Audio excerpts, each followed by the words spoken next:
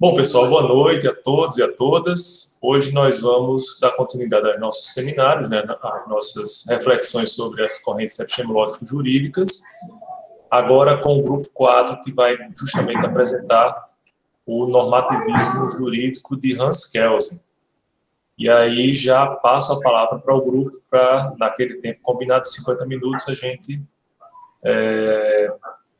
ter a exposição de vocês. Vamos lá. Perfeito, professor. Boa noite a todos. Meu nome é Alisson Lima e eu vou começar a apresentação do normativismo jurídico de Hans Kelsen. Adiante, por favor, o slide.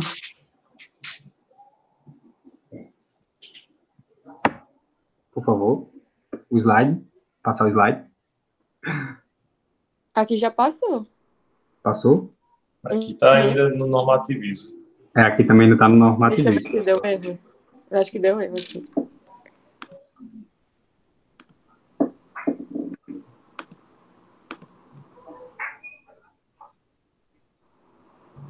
Problemas técnicos, professor, só um minuto, por favor.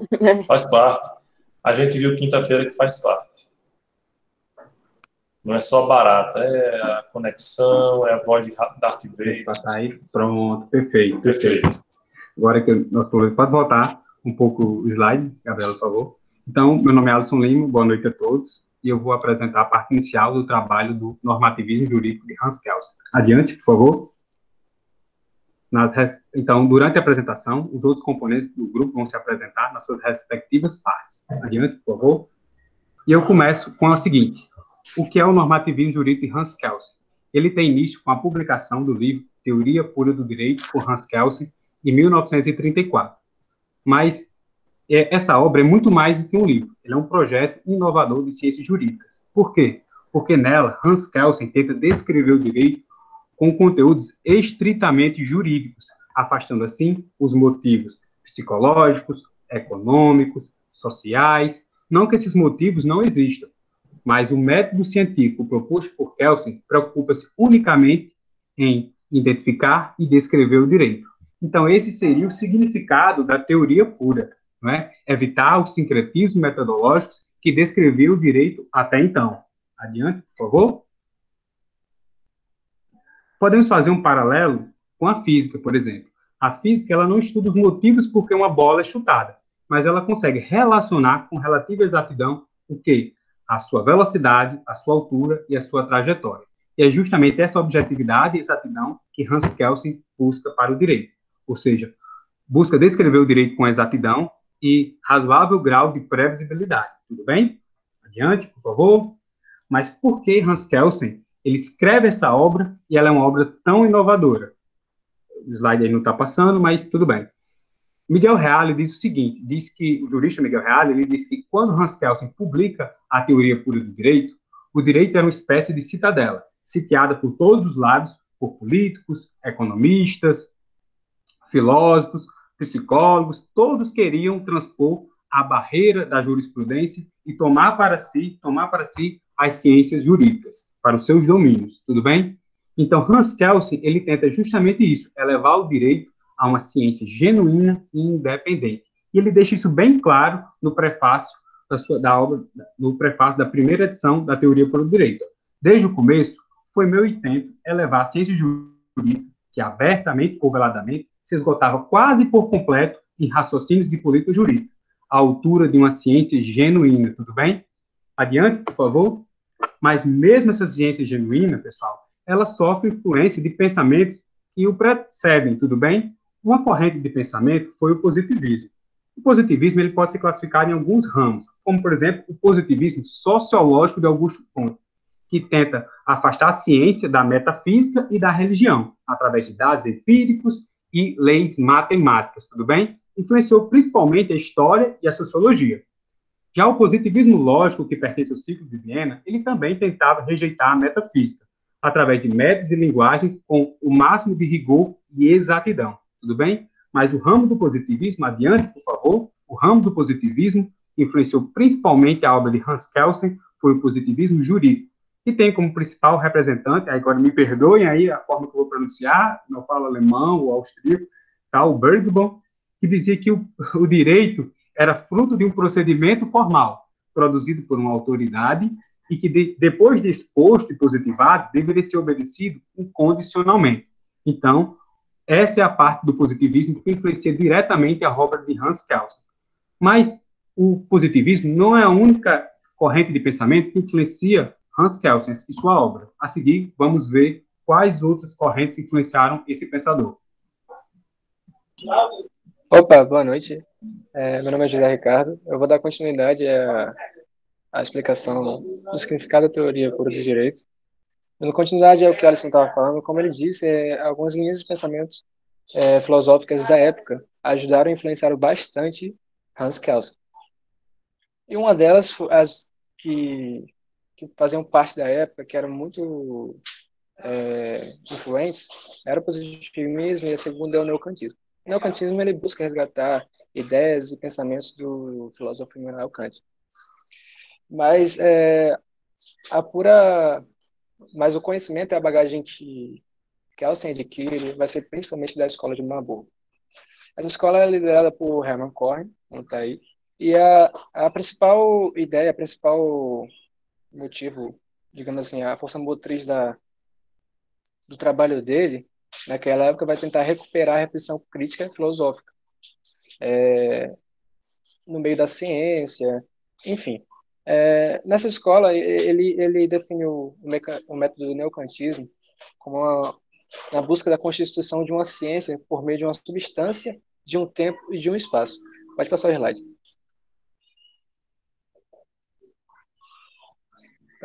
E daí ele tenta buscar tudo isso como uma forma de formular um sistema, algo lógico, algo que se encaixa, que faça sentido, que tenha alguma razão para se enquadrar como uma ciência. Como ele falou, essa busca intensa e sempre buscando alguma forma de legitimar a ciência jurídica.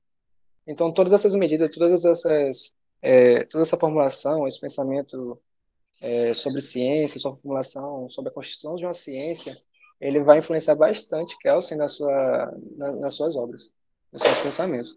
Daí eu botei... volta um pouquinho, só um pouquinho. O modelo aí eu botei como uma forma lógica, como, por exemplo, ela vai falar mais para frente, um colega meu vai falar mais profundamente sobre isso. Mas só para ter uma ideia, normalmente, o que seria essa forma lógica, desse sistema que ele busca fazer, seria mais ou menos o que a gente chama de normas superiores e inferiores. Que a gente tem hoje as leis ordinárias, a gente tem a legislação jurídica, respaldadas por uma Constituição, que seria a norma superior. Seria mais ou menos a ideia do que seria essa fórmula que ele busca enquadrar a ciência. Pode passar o próximo slide. E agora, outro ponto importantíssimo do neocantismo foi justamente os pensamentos de Georg Simmel. Ele acaba por desenvolver, dar a separação do ser, do sem, do zen, do Solem, no caso do DVC, do ser e do DVC. Ele faz essa separação, e essa separação ela é importantíssima, que no caso foi originária do neocantismo, para influenciar os pensamentos de Hans Kelsen. Pode passar o slide.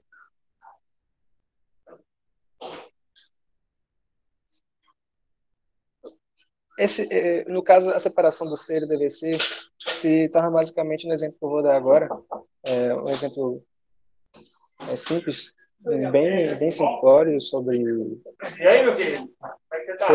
bem simplório sobre tudo isso, seria mais ou menos as leis naturais, né, as leis físicas, por exemplo, você tem a lei da termodinâmica, em que, por exemplo, nas condições do nosso estado, nossa cidade, se a gente colocar um gelo numa calçada, ele vai derreter, porque ele vai é a causa que ele não tem como acontecer outra coisa nas condições que existem.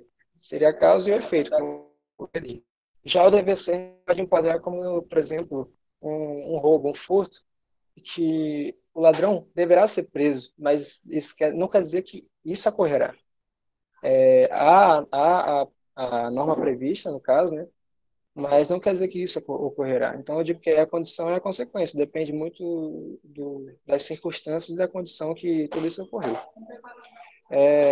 Antes da gente entrar agora para realmente da teoria pura do direito e se aprofundar sobre o assunto, é muito importante a gente dar um pulinho na contextualização, no conhecimento também histórico e um pouco passar pela história de Hans Kelsen. Aí eu deixo a bola para o meu próximo colega. Olá, gente, boa noite. Meu nome é Isabel e vou falar um pouquinho da vida de Hans Kelsen. Pode passar o slide.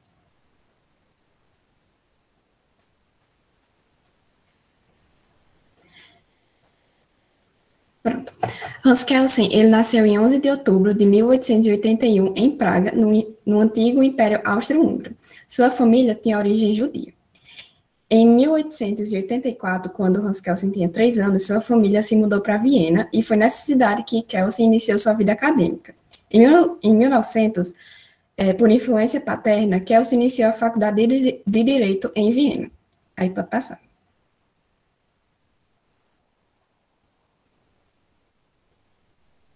Em 1911, Kelsen passou a lecionar nessa faculdade de Direito de Viena e também, nesse mesmo ano, ele publicou seu primeiro livro, Problemas Capitais da Teoria do Direito Estatal. Em 1917, Kelsen foi convocado para ser assessor jurídico no Ministério da Guerra. E lá, Kelsen também colaborou na elaboração da Constituição Austríaca de 1920. Em 1920 também, Kelsen passou a ser membro e conselheiro permanente da Suprema Corte Constitucional da Áustria.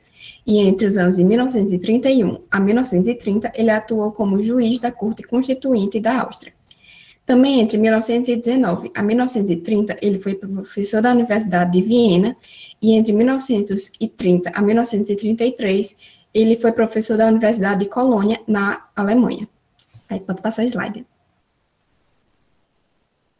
Então, devido à origem eslava e também judia de Kelsen, isso teve certos impactos na vida dele por causa do regime nazista, que vai ser mais explorado mais tarde, um pouquinho depois. Então, em 1920, quando Kelsen estava elaborando a Constituição Austríaca, ele mandou criar um órgão judicial, a Corte Constitucional, um órgão competente para exercer o controle da constitucionalidade das esferas do Legislativo e do Executivo. Só que ele teve uma rivalidade com um cara chamado Carl Schmitt, que ele participava do comando nazista. Eles tiveram essa rivalidade tanto no campo pessoal, por Kelsen ser de origem eslava e judia, tanto no campo acadêmico, porque Carl Schmitt acreditava que o controle da constitucionalidade devia ser feito pelo presidente e não por um órgão específico. Só que Kelsen, ele discordava, achando que o presidente ou quem estivesse no comando executivo também devia ser controlado. Devido a isso, em 1940, Kelsen tem que deixar o cargo dele como professor da Universidade de Colônia, na Alemanha, devido ao regime nazista, e ele se muda para Praga. Por isso, pelo avanço do regime nazista, ele tem que deixar a Europa com outros intelectuais e se muda para os Estados Unidos. Em 1941, ele ingressa na Universidade de Harvard e, em 1943, ele se torna professor de ciência política na Universidade de Berkeley, na Califórnia, onde permaneceu até sua morte. E agora a gente vai entender um pouquinho mais do contexto histórico em que Kelsen viveu. Boa noite, gente. Otaí falando. Então, para a gente entender um pouco das motivações de Kelsen, é fundamental que a gente percorra um pouquinho o caminho aí do contexto geopolítico e histórico da Europa, nessa transição do século XIX até o início do século XX, entrando um pouquinho no pós-guerra.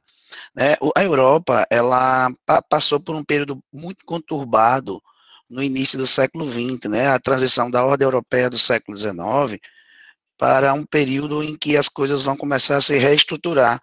No início do século, os países capitalistas desenvolvidos viviam na Belle Époque, alguns historiadores dizem que, de fato, o século XX só começa em 1914, quando estoura a Primeira Guerra Mundial. Mas esse período, chamado de Belle Époque, registrado aí nessa imagem, ela mostra uma certa tranquilidade que a Europa vivia na época, porém, essa era uma falsa tranquilidade que escondia tensões e um armamentismo alimentado pelo desenvolvimento técnico da época. Mas a partir de 1914, começa um período extremamente conturbado, né? Essas tensões vêm à tona novamente, depois de um período mais tranquilo, pelo menos aparentemente.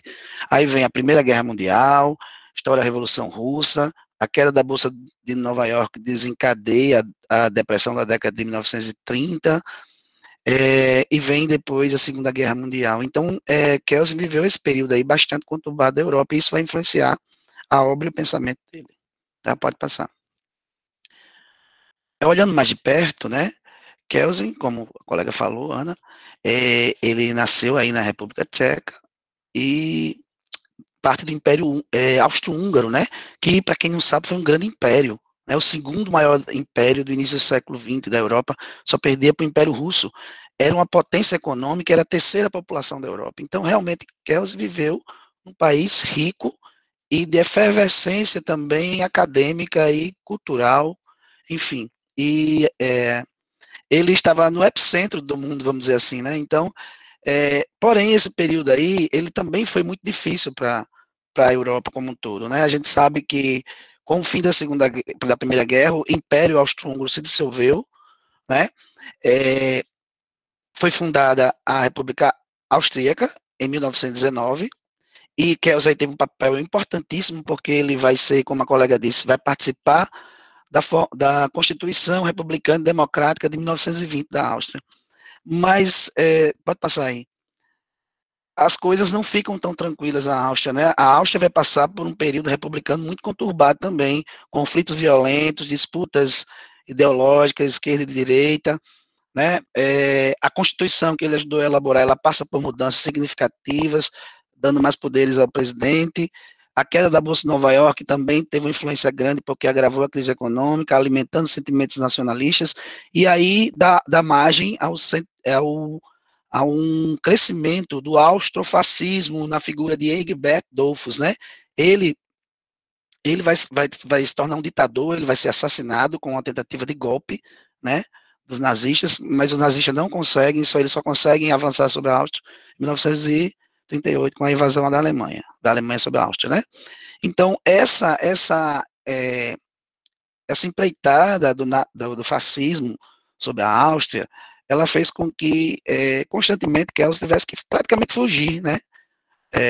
Intelectualmente, ele foi perseguido, né? E como tinha origem judia, também teve a sua perseguição.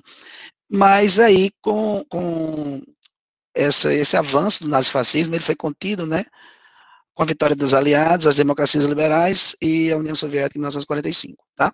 E aí, depois disso, você tem um período pós-guerra, pode passar.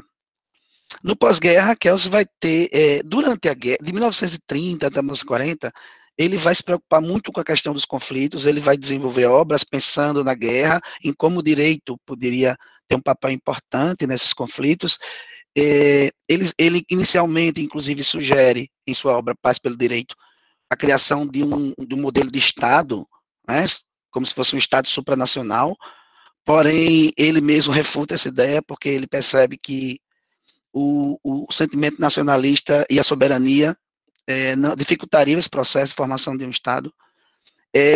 Mas o interessante é que ele traz uma coisa que até hoje vigora, que são os tratados, né? Esses tratados que ele fala na obra dele, Paz pelo Direito, ele fala de um tribunal internacional com jurisdição compulsória. Então, ele pensa num modelo de tribunal que responsabiliza moral as condutas do indivíduo, né? Os chefes das nações, os generais, sendo esta subordinada à existência do Estado tribunal. Então, no pós-guerra, assim como durante a guerra, a obra de Kelsen foi profundamente influenciada por esse período conturbado.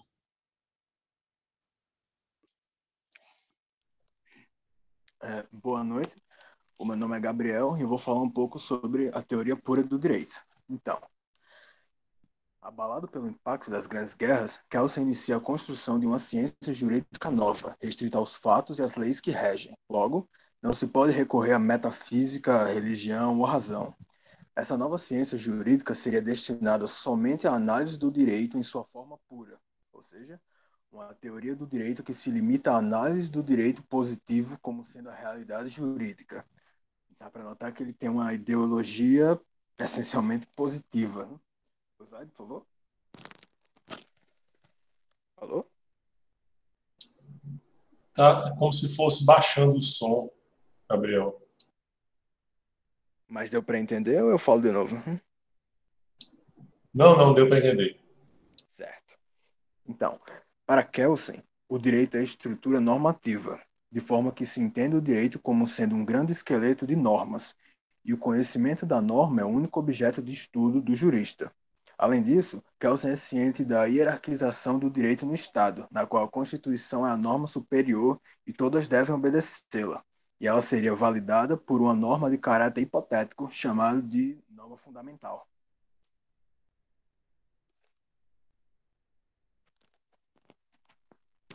Boa noite, meu nome é Gabriela Pessoa e agora eu vou entrar um pouquinho no tópico da norma e produção normativa. Bom, de início, há de se mencionar que o direito é uma realidade espiritual e não natural. Além disso, cabe ressaltar que, se no domínio da natureza a forma de ligação dos fatos é a causalidade, no mundo da norma é a imputação. Ou seja, a norma jurídica expressa um mandamento, ou melhor, um imperativo, na maneira que diz que se A é, B deve ser, em que A constitui o suposto e B a consequência. Partindo para o próximo ponto, cabe dizer que a teoria de Kelsen não pretende expressar o que o direito deve ser, mas sim o que é o direito. De maneira que o teórico adotou o raciocínio de Kant da distinção entre ser e dever ser. Ou seja, por ser uma teoria bastante tecnicista e limitada ao estudo do direito positivo, ela não almeja nada além de explicar aquilo que é e como é, de modo que se fundamenta sem se perder nos idealismos que pensamos como o deveria ser e que se cuidam de analisar o que viria a ser. Por fim, sua teoria almeja uma mudança social no que diz respeito ao objetivo e ao conceito da ciência jurídica, e almeja tal mudança amparado em uma crença idealística de que, se fosse assim, seria melhor. Entrando no tópico da norma e valor, cabe citar que a teoria pura do direito mostra uma separação entre os valores do direito, que são referentes à validade da norma, e os valores da justiça. Estes, no caso os valores da justiça, seriam os critérios de ordem subjetiva, ou seja, estariam fora dos limites do direito. Além disso, Kelsen rejeitou a ideia da justiça absoluta.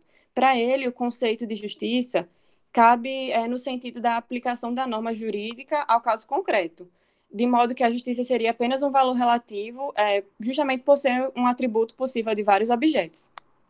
Também, em sua teoria, o autor demonstra que o justo se manifesta na conduta social, explicando assim que a conduta somente vai ser justa quando corresponder a uma norma.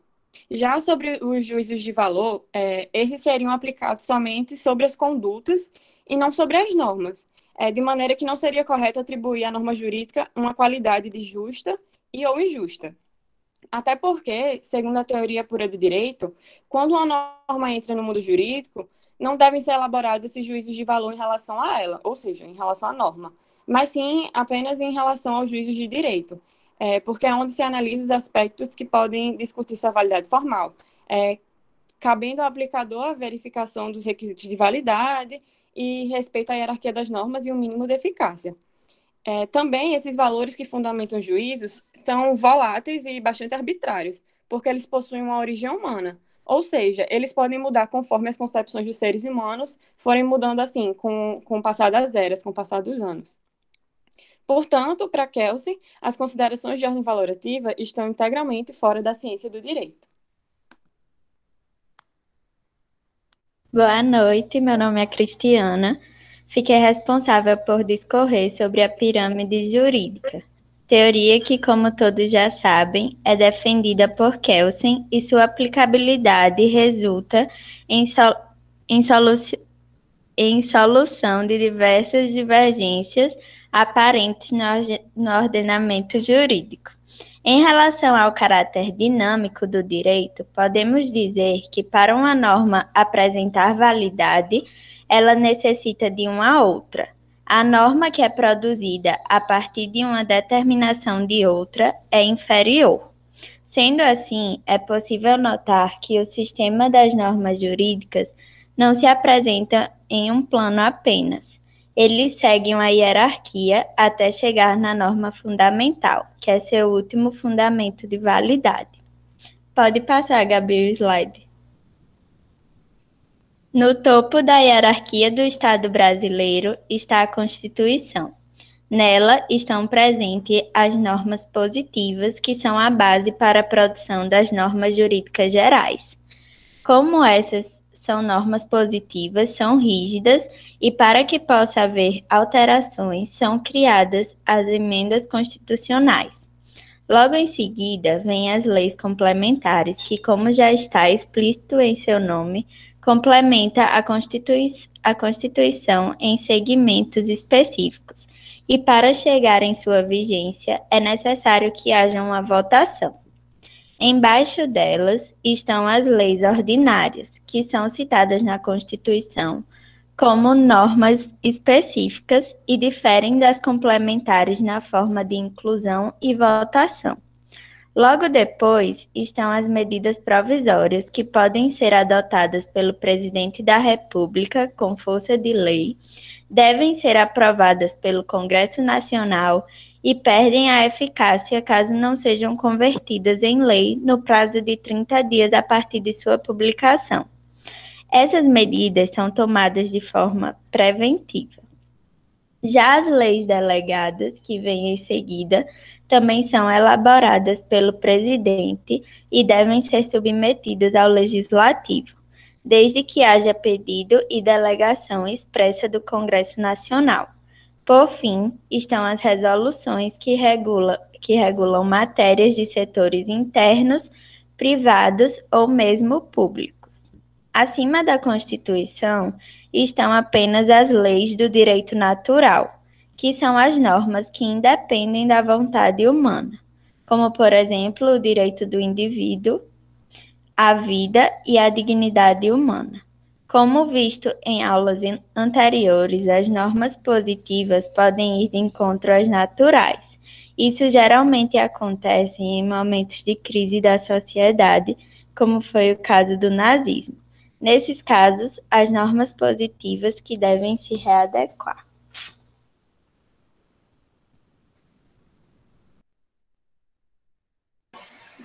Dando continuidade aqui ao que a colega estava falando,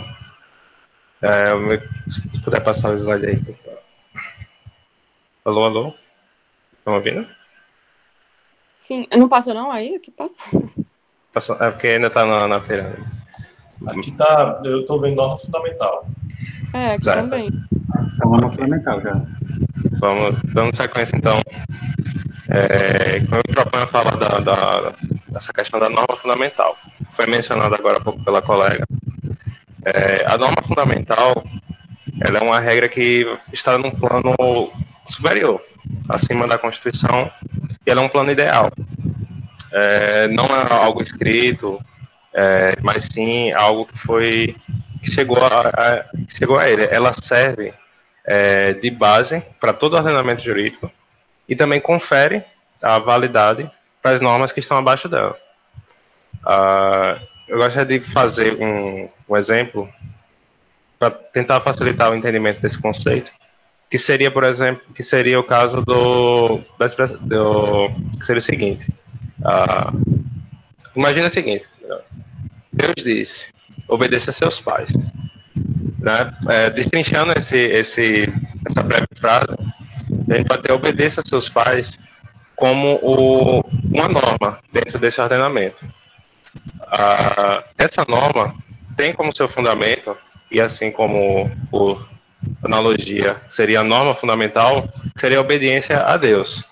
Pois dentro de uma sociedade religiosa, a obediência à divindade é algo presumido. Quanto à validade que essa norma fundamental tem, ela é atribuída pelo poder popular, digamos assim. E esse poder popular, essa expressão poder, quanto a essa expressão poder, eu acho muito interessante trazer uma definição que foi elaborada por Hannah Arendt no seu livro da violência, em que ela diz que o poder corresponde à habilidade humana não de agir, não de apenas agir, mas de agir em uníssono, em comum acordo. o poder jamais é propriedade de um indivíduo. Ele pertence a um grupo e existe apenas enquanto esse grupo se mantiver unido.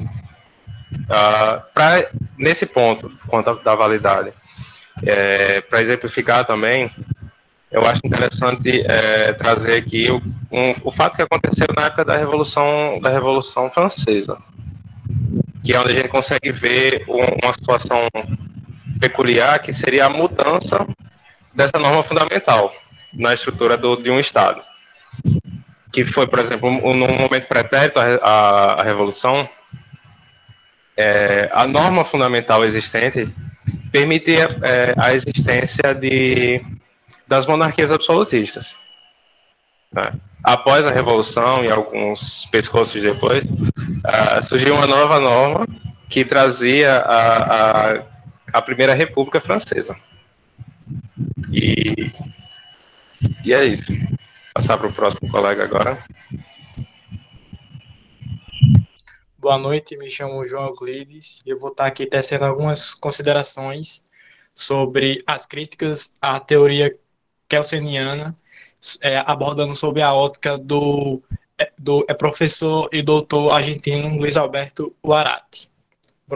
Bom, a primeira crítica que ele faz é que tem-se, através da perspectiva kelseniana, uma ciência jurídica cujo objeto é o conjunto de normas postas pelas autoridades jurídicas, e cuja única função é descrever o objeto, sem procurar justificá-lo ou qualificá-lo. Ou seja, para Kelsen, a ciência jurídica ela não prescreve, não cria, e tampouco modifica o direito. Ela, enfim, não interage com o seu objeto.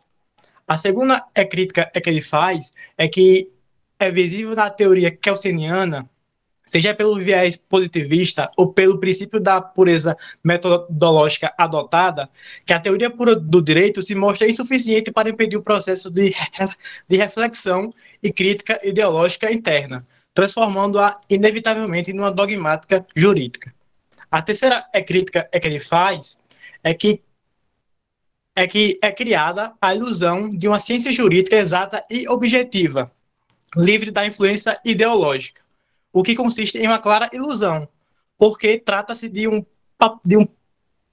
paradigma incapaz de realizar sua própria proposta, que não consegue sequer descrever a realidade, pois não se pode captar a complexidade da realidade social pela mera descrição do que é visível, pela simples experiência sensível. A quarta crítica que ele faz é que pode passar o slide, por favor.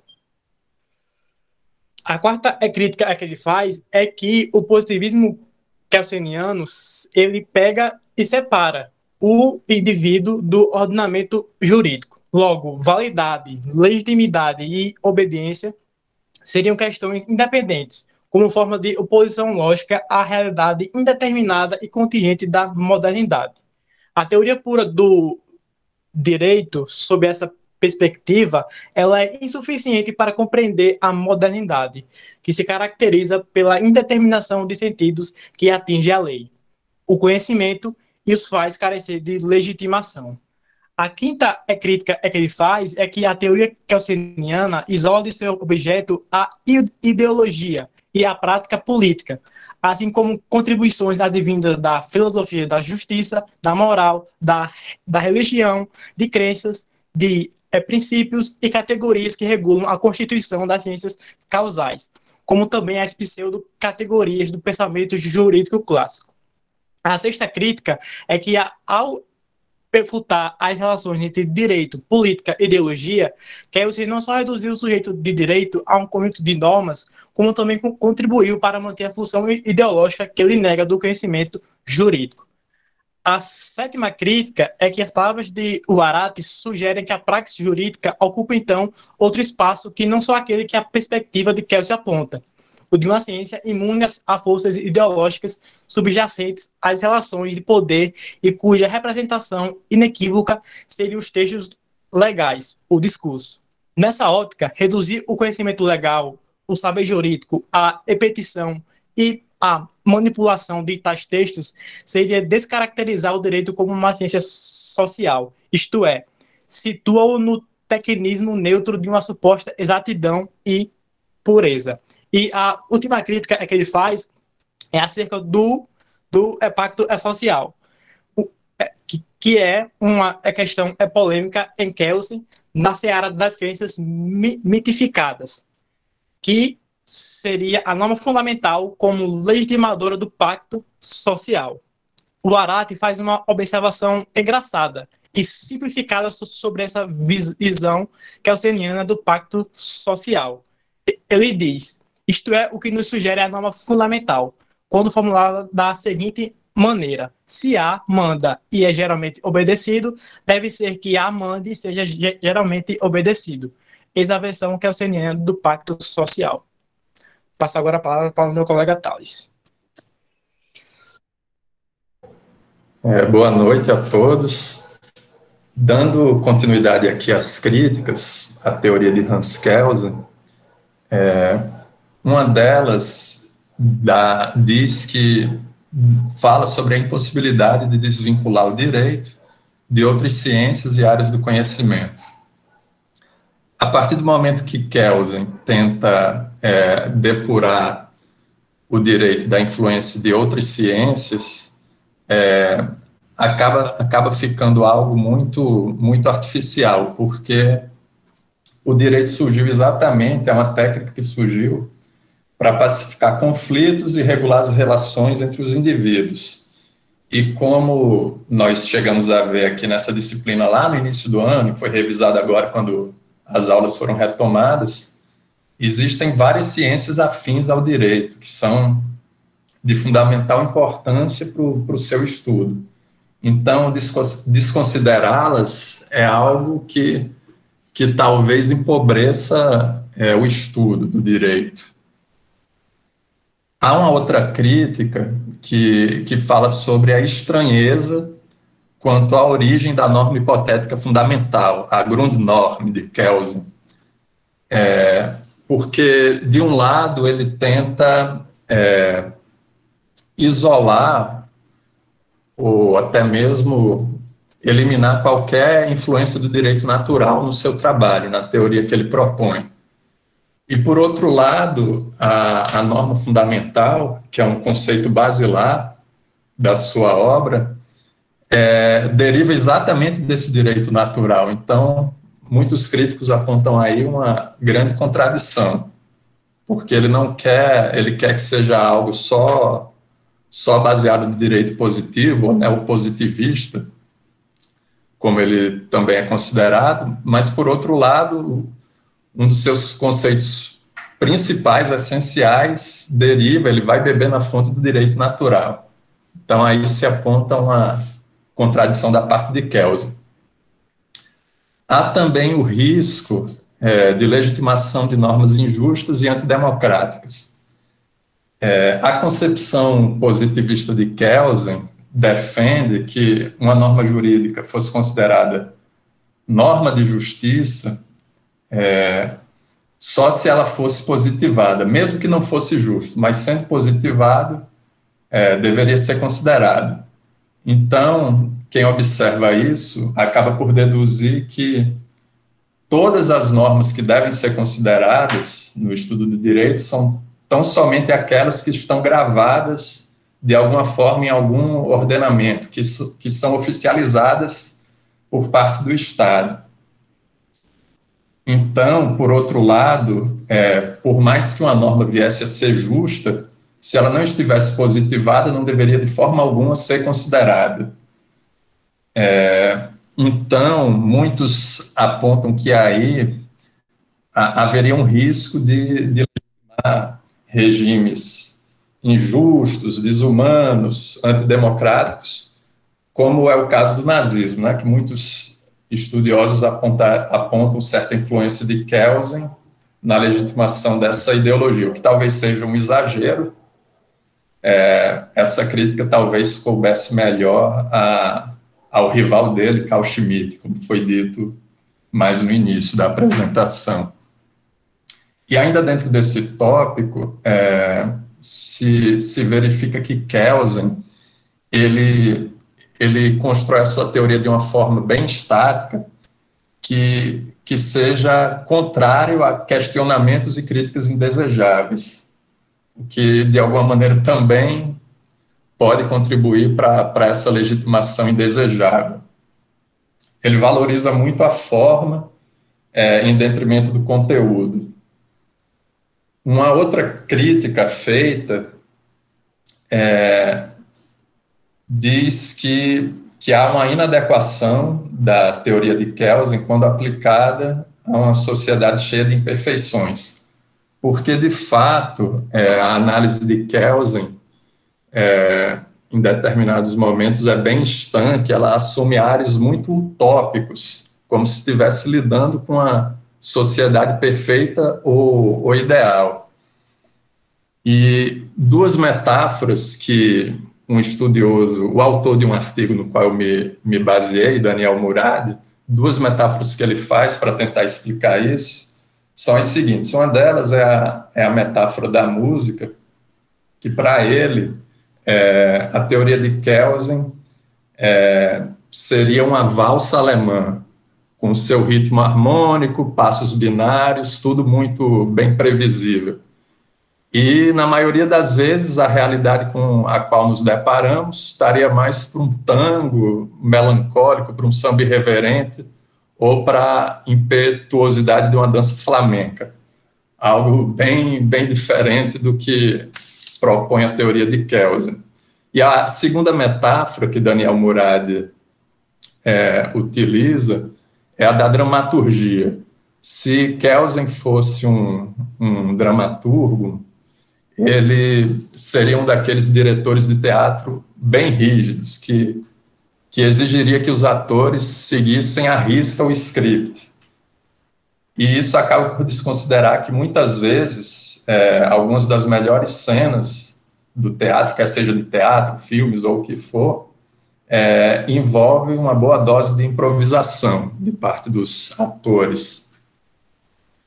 E para que a gente não fique aqui só atirando pedras em Kelsen, vamos agora nos utilizar do sentido lato da palavra crítica, que esse quinto ponto desse slide, a noção sistematizada e disciplinada do ordenamento jurídico, seria um ponto positivo da obra dele, porque ele se utilizou bastante do método empírico e científico, e muito devemos a ele pelo fato de o direito ter esses traços hoje em dia. Muito se deve a Kelsen. E essa hierarquização do ordenamento das normas, como já foi mostrado antes na pirâmide jurídica, também tem uma grande influência, hoje em dia, nos diversos ordenamentos mundo afora, e, inclusive, como já foi dito em um dos seminários da aula anterior, influenciou, por exemplo, a teoria do ordenamento jurídico de Bobb. Também tem bastante influência e foi, de certa forma, amparada na obra de Kelsen. Então, encerramos aqui a nossa apresentação. É isso.